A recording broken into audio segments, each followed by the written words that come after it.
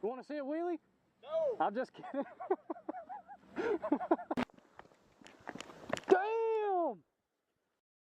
Oh my God, look how sick.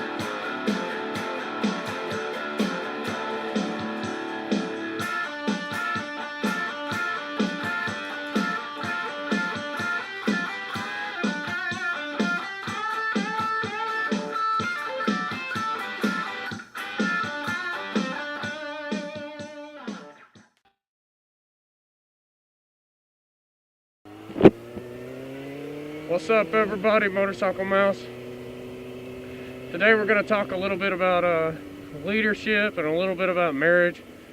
Mostly about leadership because that helps a lot in a marriage. So, been doing a lot of thinking at work about how many jobs I've had. And I haven't really had a lot of jobs, but I've been under a lot of leadership. Mainly because of the military and the prison, and you'll see why I say that here in a minute. In the military, and any place really with a rank structure, you get a lot of leadership opportunities. And by that I mean, if you're a sergeant in the military, you are responsible for, that's an E5 pay grade, you're responsible for E4s and below. If you're an E4, you're responsible for E3s and below, and so on and so forth, all the way down to the very lowest rank. If you're an E1, which is a private, you're still responsible for other privates, for the rest of them. You make sure they got their stuff in gear, and you make sure you communicate well. That being said, being a good follower means that you have the traits of a good leader. There's never been a good leader that couldn't be a good follower. Why? Because that leader knows what it takes to be a good follower. You can't just have people that are crappy followers that end up being good leaders. Doesn't happen that way. With that being said, now that I'm in the civilian life, there's a lot of different leadership that I've been under, some good and some bad. And I kind of wanted to explain some of it today. If you're the type of leader that has the mentality that shit rolls downhill, that's not good leadership. A real leader is going to take the ass chewing pretty much that he gets from his superior, take it in, dissect it, get what he needs to get out of it, not take it personally, and then distribute said information to his men or women or whoever he's over, and then disseminate that information without giving everyone an ass chewing. That's not necessary. And that happens a lot in the civilian life, though, that I've noticed. If somebody gets griped out above us, then we're going to get griped out. And that doesn't make a lot of sense, because a lot of times what they're getting griped out for has nothing to do with us. Now, in the military, like I said before, everyone is responsible pretty much for your rank and below.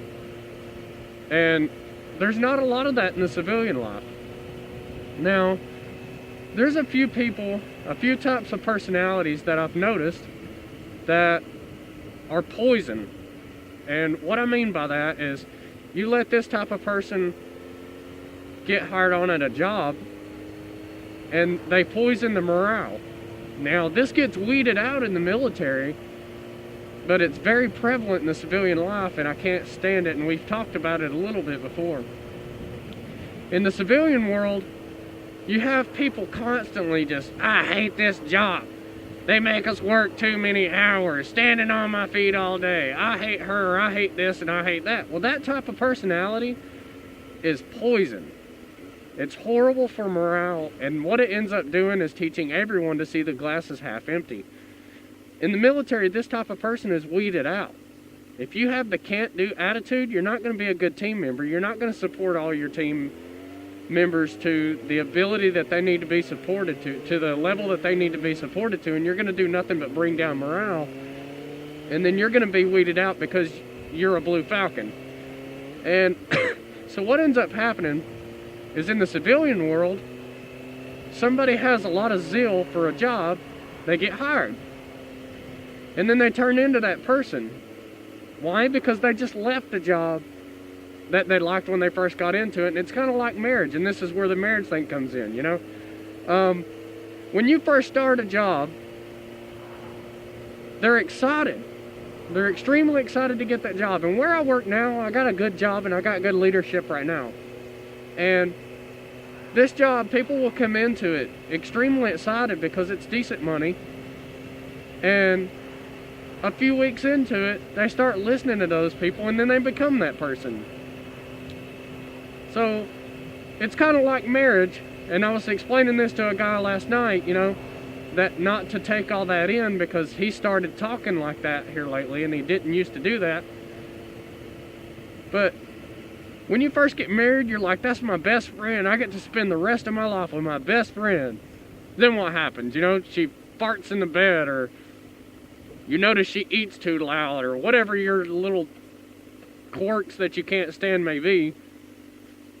And she's doing the same thing to you, and next thing you know, you're like, you're not the person I married. I want a divorce.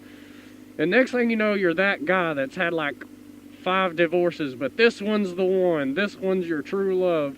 And everyone looks at you like you're a retard because you haven't learned your lesson yet. In America, there's over a 50% divorce rate for first marriages. For second marriages, it jumps up to 70%.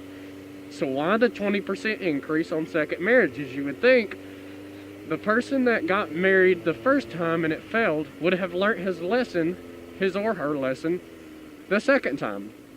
So why the 20% increase? Well, here's my theory. My theory is the type of personality or the type of mindset that it takes to get divorced and to remarry is what we just said. You noticed all the small problems with that person, and you got a divorce over the small problems when originally you were in love with that person. Now, this isn't true for all divorces, so don't start tearing me a new asshole in the comments section. But I believe that's at least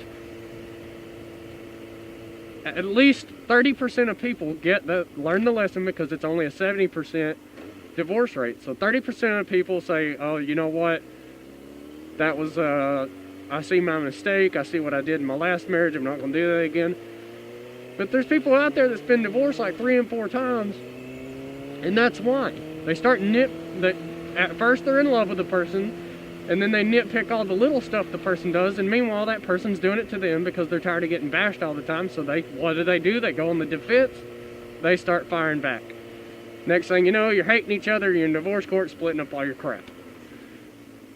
So at a job, the same sort of thing happens. At a job, people are excited about a new job. They're off their butt, they're making money, they're doing what's right, and they're supporting their family. And they notice all the good things. And then what happens? A few months into it, they start noticing all the bad things. The breaks are short, or you stand long hours, or they could get being paid more, you know, whatever it may be. You start noticing all the little things. Well, there's a TED Talk out there. And if you haven't discovered TED Talks, you don't know what you're missing. It's TED, stands for Technology, Entertainment, Design. Look that up on YouTube. But there's a TED Talk out there where the lady is talking about you can actually rewire your brain to go from glass half empty to glass half full. And what happens is each day you go into work, or each day you wake up to your marriage, think of 3 good things about your marriage. If you have to repeat the same 3 things, well, then so be it. Or the same 3 things about your job, then so be it. But try to look for new things that you like about your job, some good things about it. And what will eventually happen is, after, I think it was like 28, 29 days, something like that, I don't know the specifics, but your brain starts rewiring itself to look for the good rather than the bad. Seeing if they're turning around. But that teaches your brain to stop searching for all the negatives. And you guys know who I'm talking about. You know the type of person, just every day you come into work and they've never got anything good to say and they're always just complaining. That doesn't help anyone in life, right? And you wonder, you know, what that type of person's relationships would be like. Because if they've never got anything good to say, you know that person's horrible to live with.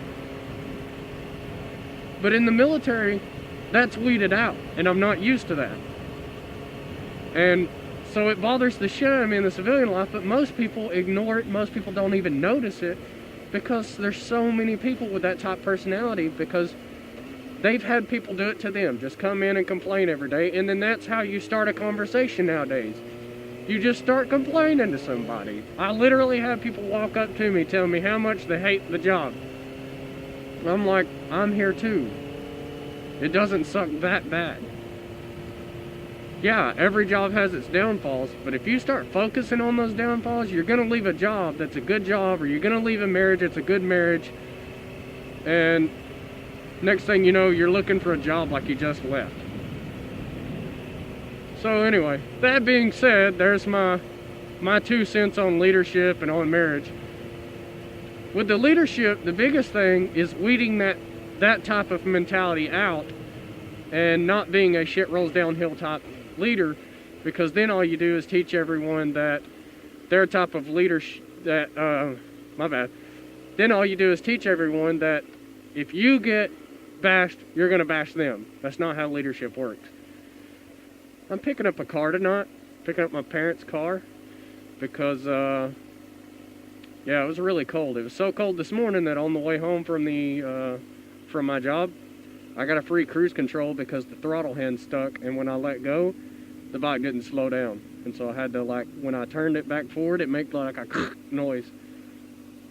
So tonight it's supposed to be down to 9 degrees instead of 16. God knows what it was with a 100-mile-an-hour wind chill. So yeah, not doing that again. My parents are letting me borrow their car to go to work tonight. So, all right, guys. Well, thanks for watching, and feel free to comment. I'll be back to you as soon as I can with another video. Where's like a mouse out? I guess that'll have to do. Cue that outro music.